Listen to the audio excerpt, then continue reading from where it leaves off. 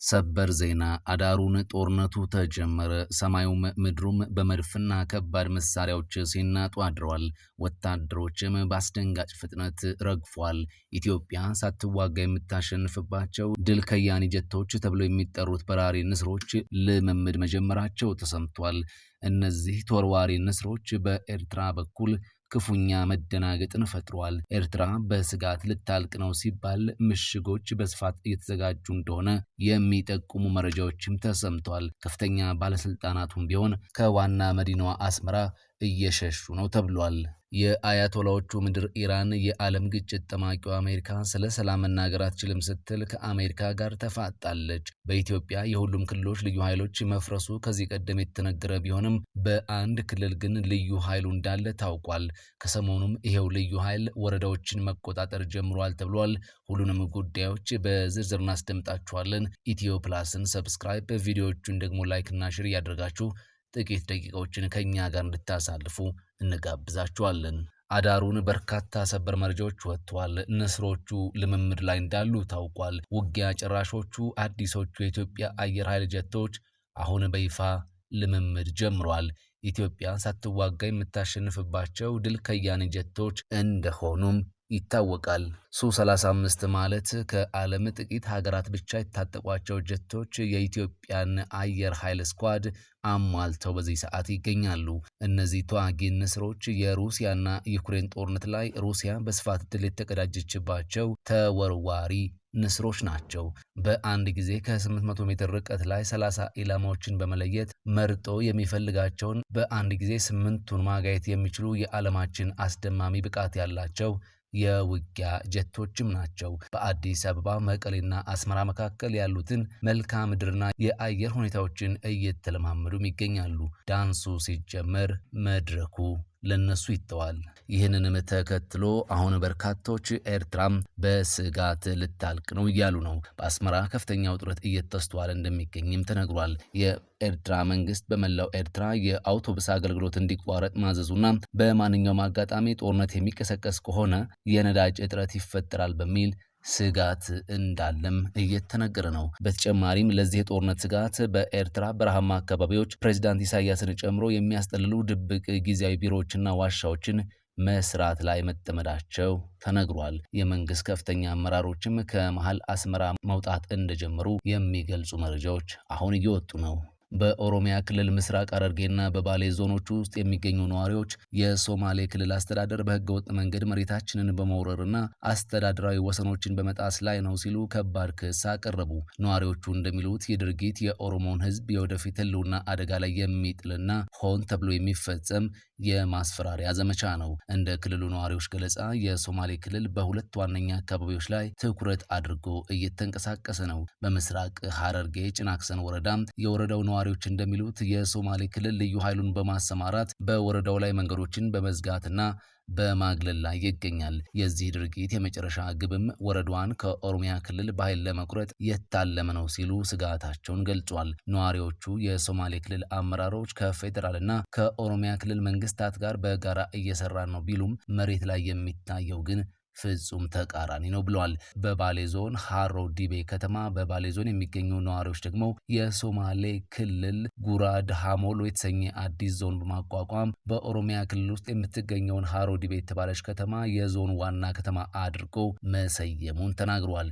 እንደ ነዋሪዎቹ ገለጻ ከሆነ ሃሮ ዲቤ ከተማ በየትኛውም አቅጣጫ ከሶማሌ ክልል ጋር የማትዋሰንና ሙሉ በሙሉ በኦሮሚያ ገጠር ቀበሌዎች የተከበበች ናት። በኦሮሚያ መሬት ላይ ሙሉ በሙሉ የተከበበች ከተማ እንዴት የሌላ ክልል ዋና ከተማ ልትሆን ቻለች? ይህ ትልቅ እንቆቅልሽ ነው ሲሉ ጠይቀዋል። የሶማሌ ክልል ዓላማም ከተማዋን ከተቆጣጠረ በኋላ በዙሪያዋ ያሉትን የኦሮሚያ ገጠር ቀበሌዎች በሂደት ወደ ክልሉ ማካለል ሊሆን ይችላል የሚል ስጋትንም ገልጿል። የኦሮሚያና የሶማሌ ክልሎች ወሰን ለረጅም ጊዜ የቆየና ውስብስብ የውዝግብ ምንጭ መሆኑ አይዘነጋም። በተለይም በ2004 ዓ.ም በተደረገው አወዛጋቢ ህዝበ ውሳኔና ከዚያ በኋላ በተደጋጋሚ በተከሰቱ ግጭቶች ምክንያት በሁለቱ ህዝቦች መካከል ያለው ግንኙነት ስስ ሆኖ ቆይቷል። በጉዳዩ ላይ ከሶማሌ ክልል መንግስትም ሆነ ከኦሮሚያ ክልል መንግስት በኩል የተሰጠ ይፋዊ ምላሽ እስካሁን የለም። ይህ ውጥረት በኢትዮጵያ የፌዴራል ስርዓት ውስጥ ያሉ የአስተዳደር ወሰን ችግሮች ምን ያህል ያልተፈቱና በቀላሉ ወደ ግጭት ሊያመሩ የሚችሉ እንደሆኑ በድጋሚ ያመላከተ ሲሆን የፌዴራል መንግስት በክልሎች መካከል የሚነሱ እንዲህ አይነት ውዝግቦችን በፍትሐዊና በዘላቂነት መፍታት እንዳለበት ብዙዎች ያምናሉ። አዳሩን ፓኪስታን በአፍጋኒስታን ዋና ከተማ ካቡልና በሌላኛዋ ትልቅ ከተማ ካንዳሃር ላይ ከፍተኛ የአየር ድብደባ ፈጽማለች። ከተሞቹ በፍንዳታ ተንጧል። የፓኪስታን የአየር ጥቃት የታሊባንን የጦር ማዘዣዎችና ማዕከላትን ኢላማ ያደረገ እንደነበርም ተዘግቧል። ሁለቱ አካላት የሚያደርጉት ጦርነት ዘርፉን እያሰፋ ቀጥሏል። ከሁለቱም ወገን በርካታ ወታደሮች ተገድለዋልም ተብሏል። ጦርነቱ በምድርም በአየርም እየተደረገ ሲሆን የአየር ኃይል የበላይነት ያላት ፓኪስታን የጦር ጀቶቿን በአፍጋን ሰማይ ላይ እያጓራች ከፍተኛ ድብደባ ስትፈጽም አድራለች። አሁንም ጥቃቱ ቀጥሏል። በምድር ጦርነት ኔቶን ያንቀጠቀጠ አቅም ያላቸው ታሊባኖች ደግሞ የምድር ኃይላቸውን የበለጠ እየተጠቀሙ ይገኛሉ። የሁለቱም ሀገራት የድንበር ግዛቶች በመድፍና ሮኬቶች እየጋዩ ይገኛሉ። በእርስ በርስ የምትናጠውን ሱዳን በመምራት ላይ ነኝ የሚሉት ጀነራል አልቡርሃን ወደ ግብጽ አምርተው በኢትዮጵያ ላይ ዶልተዋል ተባለ። ከአልሲሲ ጋር የተነጋገሩት ንግግር ብዙዎችን አስቆጥቷል። ሌተናል ጀነራል አብዱል ቡርሃን ግብጽ አምርተዋል። የሱዳን ወታደራዊ መሪ የሆኑት ሌተናል ጀነራል አብዱል ፈታህ አልቡርሃን ትላንት ወደ ካይሮ በማቅናት ከግብፁ ፕሬዝዳንት አብዱል ፈታህ አልሲሲ ጋር ውይይት ማድረጋቸው ተሰምቷል። የውይይታቸው ዋነኛ አጀንዳም የኢትዮጵያ ጉዳይ መሆኑን የግብጽ ፕሬዝዳንት ጽህፈት ቤት ይፋ አድርጓል። ጽህፈት ቤቱ እንደገለጸው ሁለቱ መሪዎች ውይይቱን ካደረጉ በኋላ የጋራ መግለጫ አውጥቷል። በዚህ መግለጫቸውም የጥቁር አባይ ወንዝን በተመለከተ የሚደረጉ ማናቸውም የተናጠል እርምጃዎችን እንደማይደግፉ መስማማታቸውን ያስታወቁ ሲሆን ከዓለም አቀፍ ሕግ ጋር የማሄድ እርምጃ ሱዳንንና ግብፅን ይጎዳል የሚል አቋም ይዘዋልም ተብሏል። በተለይም የኢትዮጵያን ህዳሴ ግድብ በተመለከተ ያለ ስምምነት የጥቁር አባይ ወንዝ ውሃ ላይ የሚያደርገውን እንቅስቃሴ እንደሚቃወሙም በጋራ መግለጫቸው ላይ አስቀምጧል። ይህ በእንዲህ እንዳለም ፕሬዚዳንት አልሲሲ ግድቡን በተመለከተ ሊፈጠሩ የሚችሉትን ተጽዕኖዎች ለሱዳኖቻቸው በስፋት ማስረዳታቸውን ኢጂፕት ቱዴይ ዘግቧል። ሌተናል ጀነራል አብዱል ፈታህ አልቡርሃን ይህንን ገለጻ ከሰሙ በኋላ አባይን በተመለከተ እኛና ግብጽ ያለን ፍላጎት ተመሳሳይ ነው ሲሉ መናገራቸውንም አስታውቀዋል። የዓለም ግጭት ጠማቂው አሜሪካ ስለ ሰላም መናገር አትችልም ስትል ከአሜሪካ ጋር ኢራን ተፋጠጠች።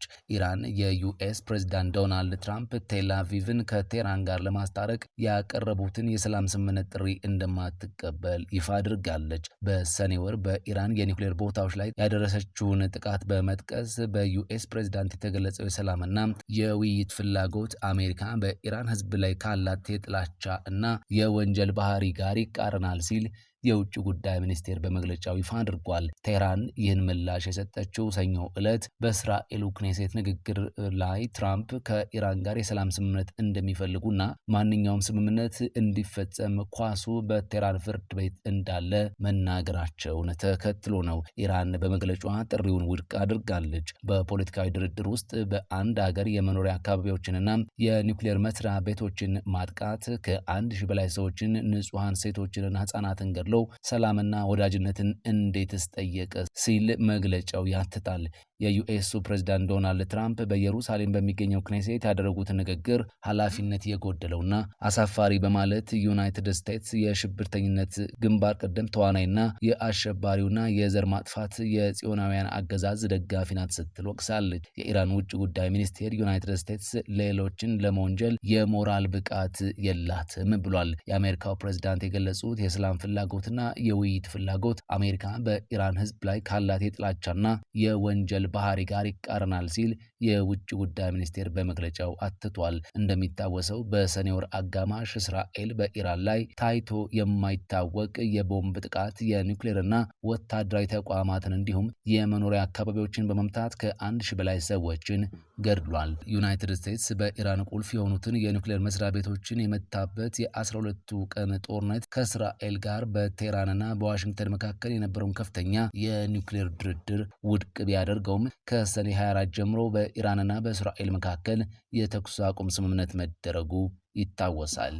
ታላቋ ሩሲያ የሶሪያ የባህር ዳርቻን እንድትጠብቅ እንፈልጋለን ስትል ደማስቆ ጥሪ ያቀረበች። የሶሪያው ፕሬዝዳንት አህመድ አልሻራ የበሽር አልአሳድ ቁልፍ አጋር ከሆነችው ከሞስኮ ጋር ግንኙነቱን ወደ ነበረበት ለመመለስ እና እንደገና ለማስተካከል እንደሚፈልጉ መናገራቸው ሰምቷል። የሶሪያው ፕሬዝዳንት አህመድ አልሻራ ሩሲያው ፕሬዝዳንት ቭላዲሚር ፑቲን እንደተናገሩት የረጅም ጊዜ የክሬምሊን አጋርና ከስልጣን ከተባረሩ የበሽር አልአሳድ ቁልፍ ወዳጅ ከሆነችው ከሞስኮ ጋር ግንኙነቱን ወደ ነበረበት ለመመለስና እንደገና ለማስተካከል እንደሚፈልግ ተናግሯል ሲል የአልጀዚራ ዘገባ ያመላክታል። የሶሪያው ፕሬዝዳንት አህመድ አልሻራ ከሩሲያው ፕሬዝዳንት ቭላዲሚር ፑቲን ጋር በጥቅምት 15 ሩሲያ ሞስኮ በተካሄደ ስብሰባ ላይ በሶሪያ የባህር ዳርቻ የአየርና የባህር ኃይል ጦር ሰፈሯን እንዲሁም የባህር ዳርቻዎችን እንድትጠብቅ ፍላጎት እንዳላቸው ገልጸዋል።